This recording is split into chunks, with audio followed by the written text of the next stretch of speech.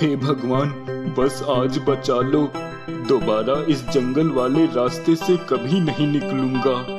वह आदमी डरते हुए जल्दी जल्दी जाने लगता है कि तभी एक झाड़ी से अचानक वही शेर निकलकर उस आदमी के सामने आकर खड़ा हो जाता है। शेर को देखकर डर के मारे उस आदमी की आंखें बड़ी हो जाती हैं। शेर शेर, कोई बचाओ, कोई बचाओ। शेर उस आदमी को वहीं मारकर खा जाता है। गांव वालों, आज ये 11वीं बार है जब हमारे गांव के किसी व्यक्ति पर उस शेर ने हमला किया है।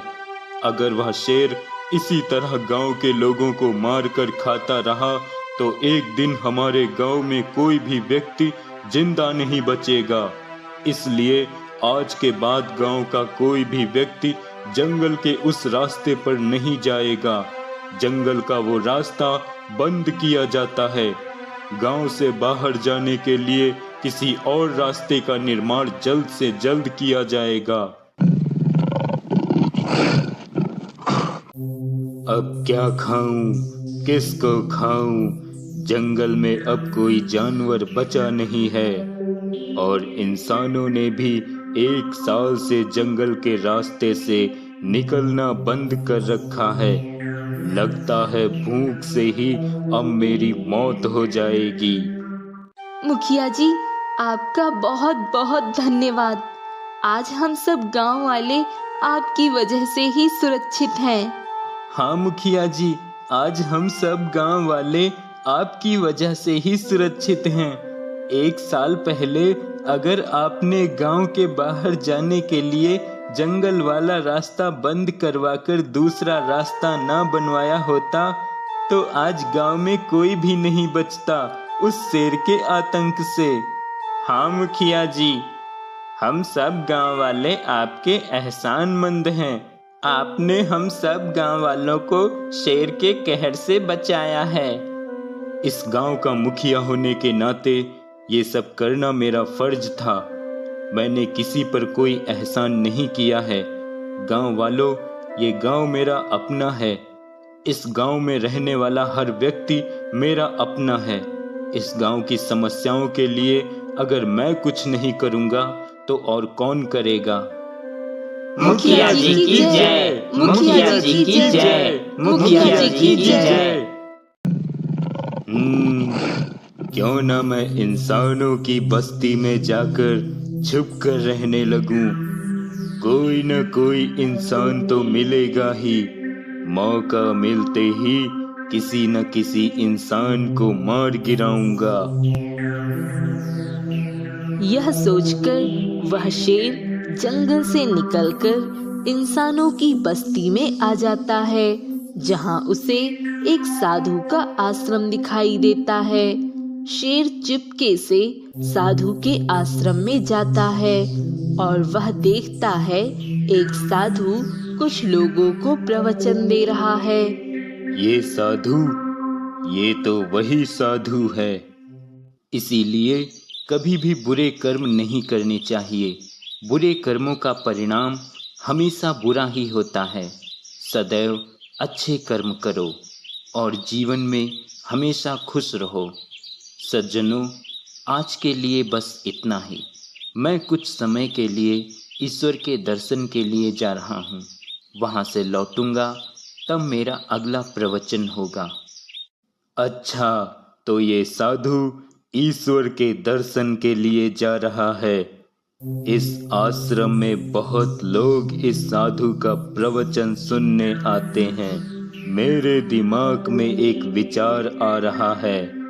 अगर काम बन गया तो मजा ही आ जाएगा। साधु और सभी गांव वालों के जाने के बाद आश्रम में सिर्फ 2 चेले बचते हैं और शेर अचानक उनके सामने आकर खड़ा हो जाता है, जिसे देख दोनों डर जाते हैं। कैसे हो मित्रों? शेर, भागो भागो। अगर भागने की कोशिश भी की तो दोनों को कच्चा चबा जाऊंगा। अरे अरे, ये शेर तो हम इंसानों की तरह बोलता भी है, ये कैसा शेर है? मैं कैसा शेर हूँ इस पर दिमाग मत लगाओ, बस इतना जान लो, मैं इंसानों की भाषा बोल भी सकता हूँ और समझ भी सकता हूँ। और आज से तुम दोनों उस साधु के नहीं, मेरे चेले बनकर रहोगे और आज से मेरे लिए काम करोगे। तुम्हारे लिए काम करना होगा? क्या काम करवाना चाहते हो तुम हमसे? तभी शेर उन दोनों को बताता है कि उन्हें क्या करना है, जिसे सुनकर दोनों चेले हैरान रह जाते हैं। तभी एक चेला शेर से कहता है, नहीं, ये गलत है, ये छल है, ये लोगों के साथ विश्वासघात है। मेरे गुरुजी ने हमें ये शिक्षा नहीं दी है, ये बुरा काम हम नहीं करेंगे। चेले के इतना कहते ही शेर क्रोधित होकर उस चेले पर झपट्टा मारकर उसे खा जाता है। ये देख दूसरे चेले की आंखें फटी की फटी रह जाती हैं। वह बहुत ज्यादा डर जाता है। अब तुम्हारा क्या ख्याल है, माननी है मेरी बात या नहीं? मानूंगा, मानूंगा, सब बात मानूंगा, जो तुम कहोगे सब करूंगा, मुझे मत खाना। आज से मैं तुम्हारा ही चेला हूँ, मैं सब करूंगा, जो तुम कहोगे वो सब करूंगा। काफी समझदार हो, सही फैसला लिया तुमने।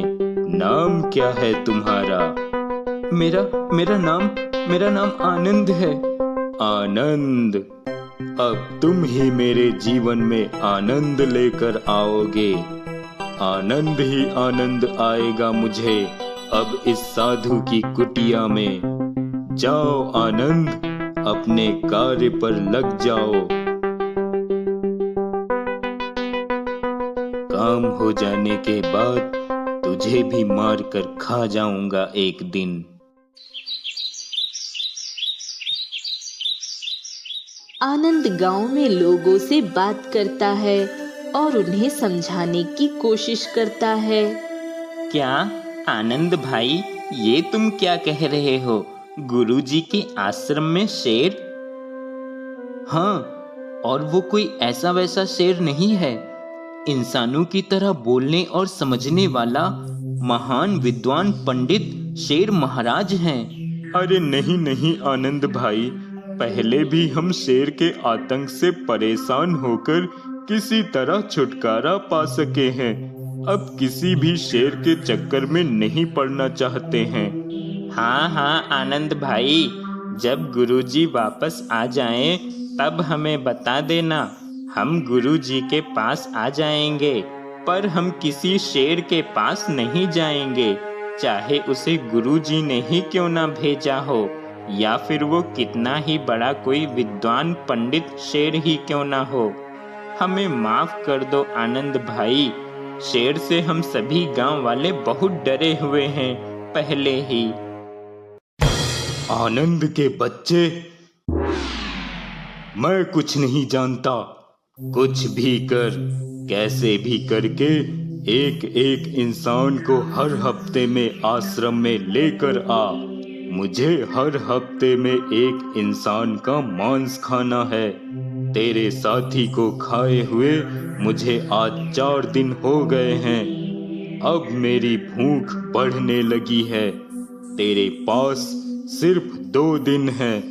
अगर तू इन 2 दिनों में किसी इंसान को आश्रम में नहीं ला पाया, तो मेरा अगला निवाला बनने के लिए तैयार रहना। नहीं नहीं, ऐसा मत करना शेर महाराज, मैं लेकर आऊंगा किसी को, मैं कुछ करता हूँ।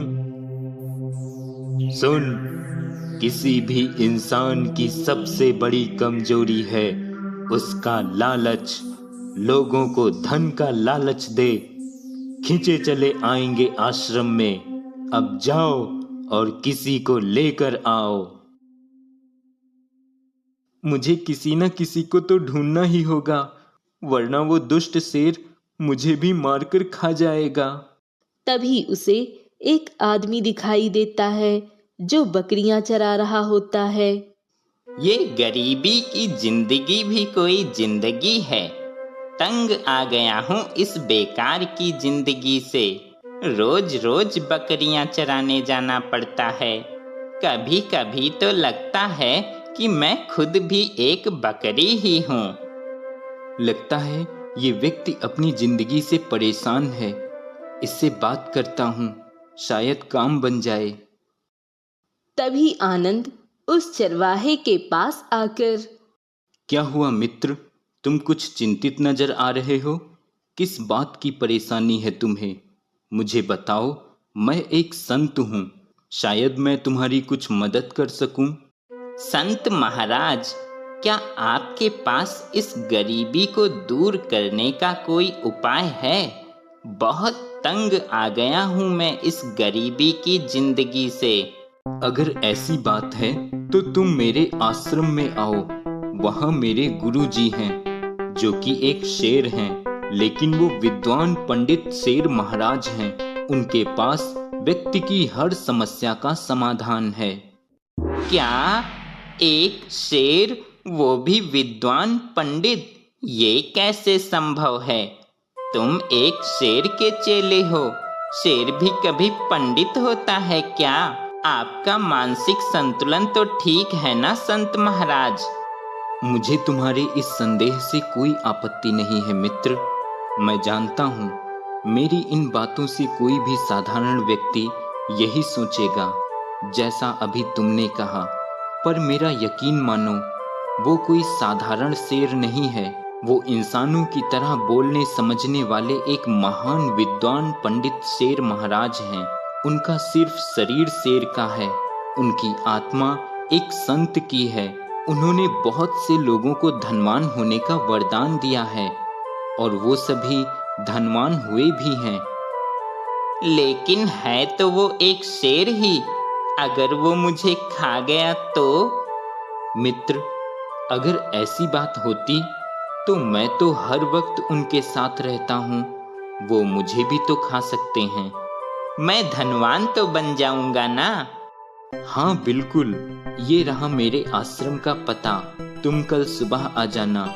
पंडित शेर महाराज तुम्हें अवश्य धनवान होने का आशीर्वाद देंगे। अभी तक आया क्यों नहीं वो? मेरी भूख बढ़ती जा रही है। तूने आश्रम का सही पता तो दिया था ना उसे? हाँ, मैंने उसे आश्रम का ही पता दिया था। वो आता ही होगा।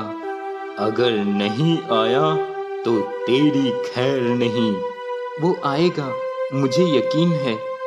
तभी आनंद देखता है वह चरवाहा आश्रम की ओर ही आ रहा होता है। देखो, वो आ रहा है। तुम जल्दी से गुरुजी के स्थान पर बैठ जाओ, लेकिन तुम उस पर तुरंत आक्रमण मत करना। वो सब तू मुझे मत समझा। मुझे अच्छी तरह पता है कि मुझे क्या करना है। शेर गुरुजी के स्थान पर ध्यान मग्न होकर बैठ जाता है। तभी वह चरवाहा आकर शेर को देख आनंद से कहता है, अरे ये तो सच में एक शेर है। मुझे तो डर लग रहा है। डरो मत मित्र, उनके पास जाओ और अपनी समस्या बताओ। चरवाहा शेर के पास आकर, पंडित शेर महाराज की जय हो। तभी शेर अपनी आंखें खोलता है और चरवाहे से कहता है, खुश रहो वत्स, कहो तुम्हें क्या समस्या है। मैं एक विद्वान पंडित शेर हूँ और लोगों का भला करता हूँ। मेरे पास आने के बाद इंसान की सारी पीड़ाएं, सारी समस्याएं हमेशा हमेशा के लिए मिट जाती हैं। बताओ, तुम्हारी क्या समस्या है? शेर महाराज, मैं इस गरीबी की जिंदगी से बहुत परेशान हो चुका हूँ। इस गरीबी के कारण मेरे जीवन में बहुत सारी कठिनाइयाँ हैं। चिंता मत करो वत्स, कठिनाइयाँ तो क्या, आज के बाद जिंदगी ही नहीं रहेगी। क्या? मेरा मतलब है जिंदगी में कोई कठिनाई नहीं रहेगी। कुछ समय के लिए आंखें बंद करके मेरे साथ ईश्वर का ध्यान करो वत्स। मैं ईश्वर से तुम्हारी मनोकामना पूरी करने की प्रार्थना करता हूँ। जैसे ही चरवाहा आंखें बंद करता है, शेर अचानक उस पर आक्रमण करता है और उसे मारकर खा जाता है। दूर खड़ा आनंद उदास मन से यह सब देख रहा होता है। अब इसी तरह आनंद लोगों को बहकाकर आश्रम में लेकर आता और शेर उसे मारकर खा जाता। काफी समय तक ऐसे ही चलता रहा। फिर एक दिन ये क्या अनर्थ हो गया। आज 1 हफ्ता होने वाला है, इस बार कोई मिला भी नहीं है। अभी तो ये शेर सो रहा है, पर जैसे ही उठेगा तब क्या कहूँगा मैं इससे। पता नहीं क्या होगा आज। सोच सोच के डर लग रहा है। तभी शेर जग जाता है। आनंद, आज 7वां दिन है। भूख लगी है मुझे। हे भगवान, अब क्या करूं? तभी आश्रम में एक व्यक्ति आता है। अरे आनंद भाई, गुरुजी वापस आ गए क्या? तभी उसकी नजर सामने शेर पर पड़ती है, जिसे देख वह आदमी डर जाता है और कांपते हुए बोलता है। अरे अरे, ये तो एक शेर है, वो भी गुरुजी के स्थान पर बैठा है। कहीं ये वही शेर तो नहीं जो जंगल के रास्ते से निकलने वाले हर व्यक्ति को खा जाता था, जिसे मुखिया जी ने बंद करवा दिया था। आनंद भाई, भागो यहाँ से। रुक जाओ वत्स, डरो मत। मैं वो जंगल वाला शेर नहीं हूँ। मैं एक शुद्ध शाकाहारी शेर हूँ। अरे, ये शेर तो हम इंसानों की तरह बोलता है। ये कैसा शेर है? और भला कोई शेर शाकाहारी भी होता है? मैं शाकाहारी ही हूँ, क्योंकि मैं एक विद्वान पंडित शेर हूँ और मैं लोगों को धनवान होने का आशीर्वाद देता हूँ। तुम मुझे बहुत सारी कठिनाइयों और समस्याओं से घिरे हुए लगते हो। मेरे पास आओ, मैं तुम्हारी सारी कठिनाइयों को दूर कर दूंगा। शेर की बात सुन वह व्यक्ति आश्चर्य से आनंद की तरफ देखता है। तभी आनंद उस व्यक्ति से कहता है। हाँ, ये महान विद्वान पंडित शेर महाराज हैं। इन्होंने कई लोगों को धनवान होने का आशीर्वाद देकर लोगों की कठिनाइयों को दूर किया है। जाओ, तुम भी शेर महाराज से अपनी समस्याओं का निवारण करवा लो। आनंद की बात पर विश्वास करके वह व्यक्ति शेर के पास जाता है। वत्स, आंखें बंद करके मेरे साथ भगवान का ध्यान करो। शेर की बातों में आकर जैसे ही वह व्यक्ति अपनी आंखें बंद करता है, शेर तुरंत उसमें झपटकर उसे खा जाता है।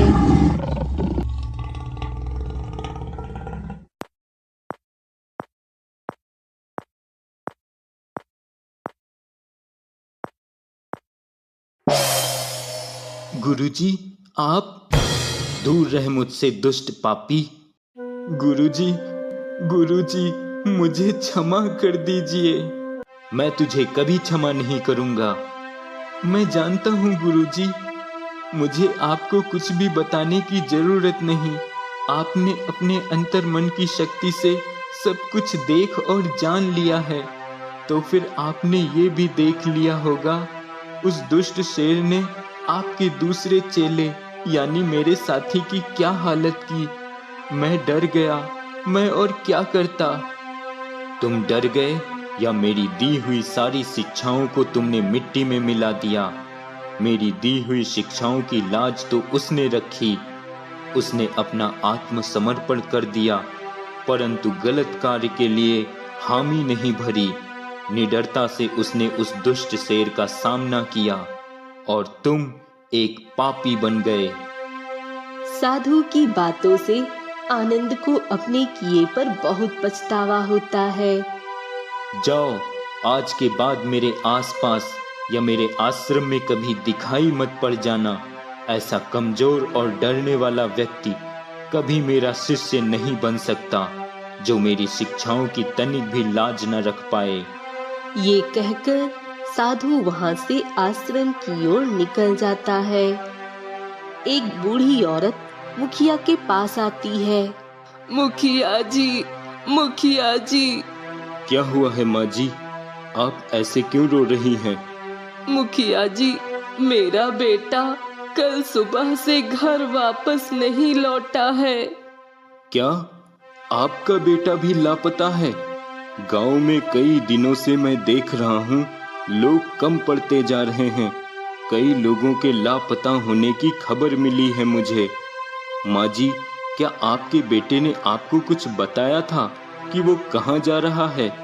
हाँ मुखिया जी, मुझे लगता है कि शायद वो गुरुजी के आश्रम में गया था। ज्यादातर लोग गुरुजी के आश्रम में ही गायब हुए हैं। मुझे एक बार गुरुजी के आश्रम में जाकर देखना होगा। माँ जी, आप घर जाइए, मैं पता लगाता हूँ।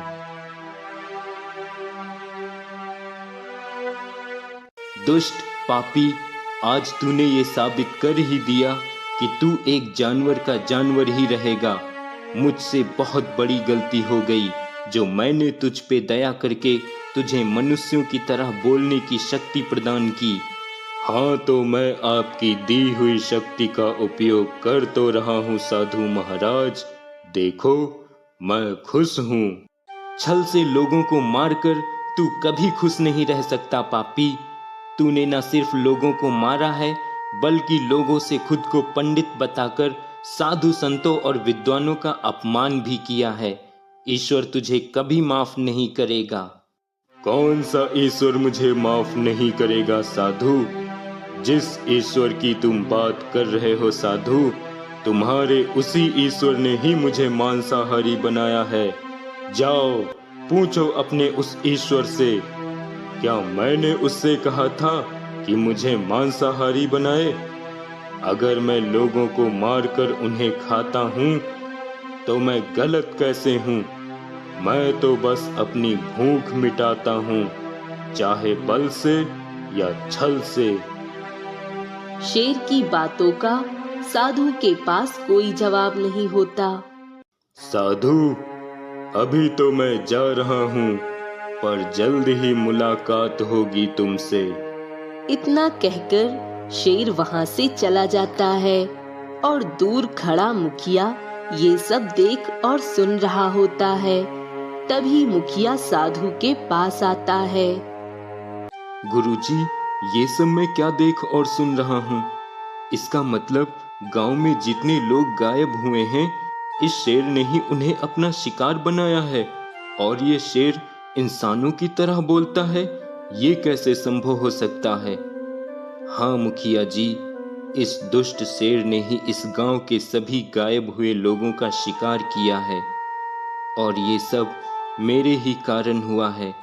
काश उस दिन मैंने इस शेर पर दया ना की होती। गुरुजी, आप अपने आप को क्यों दोष दे रहे हैं? आपने तो कुछ अच्छा सोच के ही भला किया होगा।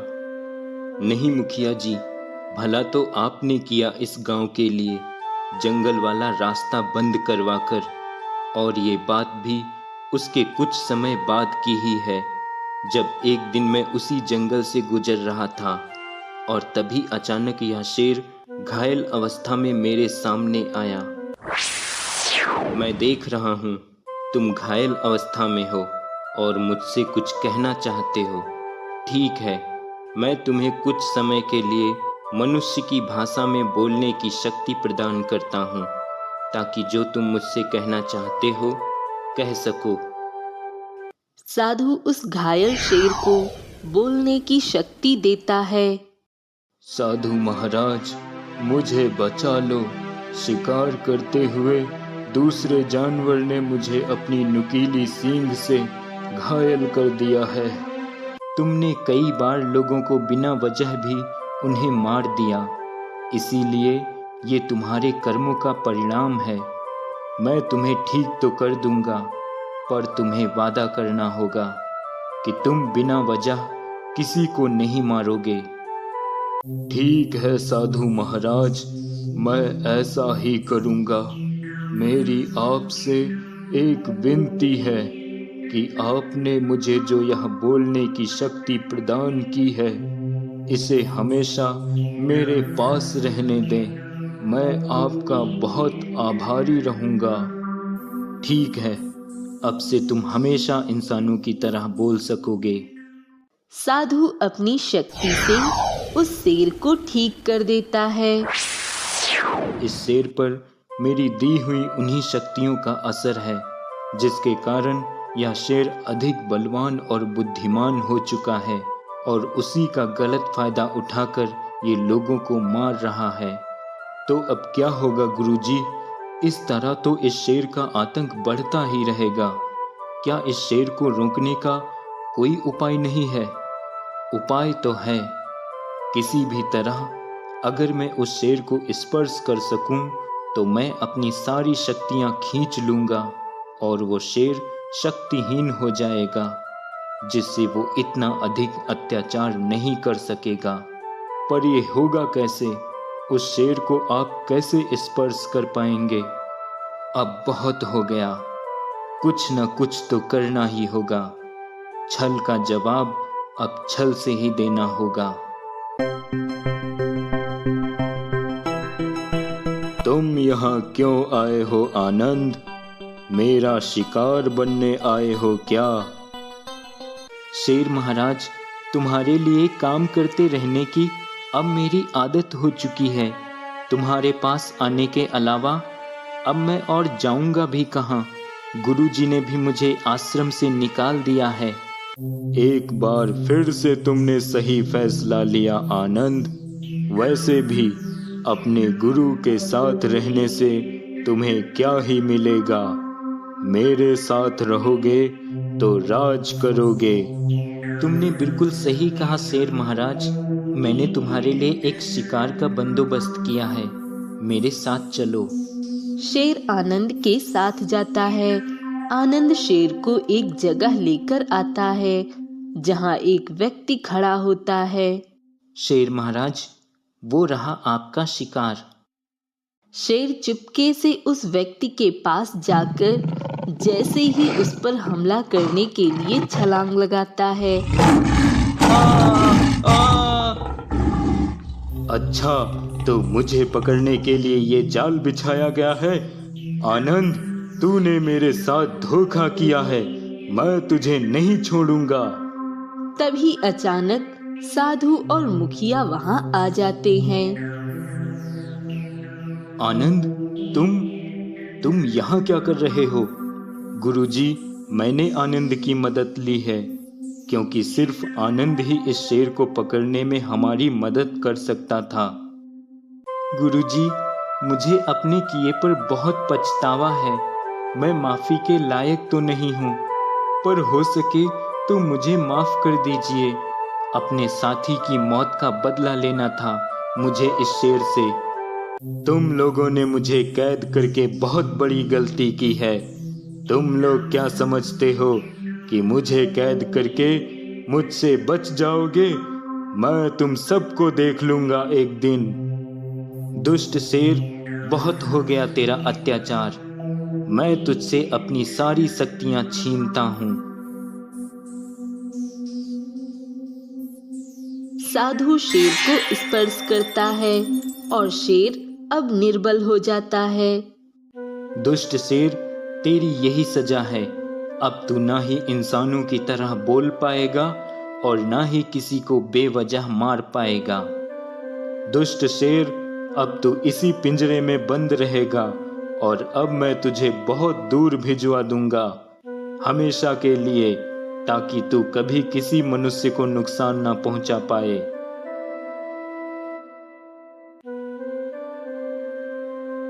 गुरु जी की जय, मुखिया जी की जय, गुरु जी की जय, मुखिया जी की जय।